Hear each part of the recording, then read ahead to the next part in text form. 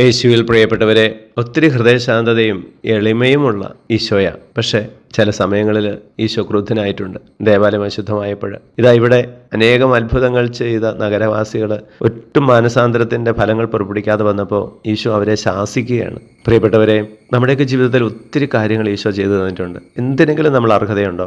എന്നിട്ട് പോലും ഒത്തിരി നന്മകളും അനുഗ്രഹങ്ങളും അവിടുന്ന് വർഷിച്ചിട്ടുണ്ട്. ചില നിസ്സാര കാര്യങ്ങൾ തന്നില്ല എന്നൊക്കെ പറഞ്ഞാണ് നമ്മൾ ചിലപ്പോഴൊക്കെ ദൈവത്തിൽ നിന്ന് അകലുന്നത്. പക്ഷേ ഈശോ ഇത്രയധികം അനുഗ്രഹങ്ങളും അവസരങ്ങളും നമുക്ക് തന്നിട്ട് നമ്മളിൽ നിന്ന് നന്മ പ്രതീക്ഷിക്കുമ്പോൾ നമ്മൾ എന്തുമാത്രം സ്നേഹത്തോടെ കരുതലോടെ അതനുസരിച്ച് ജീവിക്കാൻ ശ്രമിക്കുന്നുണ്ട് എന്നുള്ളതാണ് നമ്മൾ ചിന്തിക്കേണ്ടത്. ഈശോ ആഗ്രഹിക്കുന്ന രീതിയിൽ, ഈശോയ്ക്ക് പ്രീതികരമായ രീതിയിൽ നാം ജീവിക്കാൻ ശ്രമിക്കുന്നില്ലെങ്കിൽ ഈശോയും ചിലപ്പോൾ നമ്മളെ ശാസിച്ചെന്ന് വരാം. ഈശോയുടെ ശാസനയേക്കാൾ ഈശോയുടെ അനുഗ്രഹങ്ങൾ കിട്ടത്തക്ക രീതിയിൽ ജീവിക്കാൻ നമുക്ക് ശ്രമിക്കാം.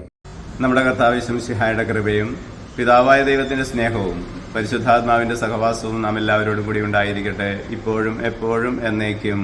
ആമേൻ.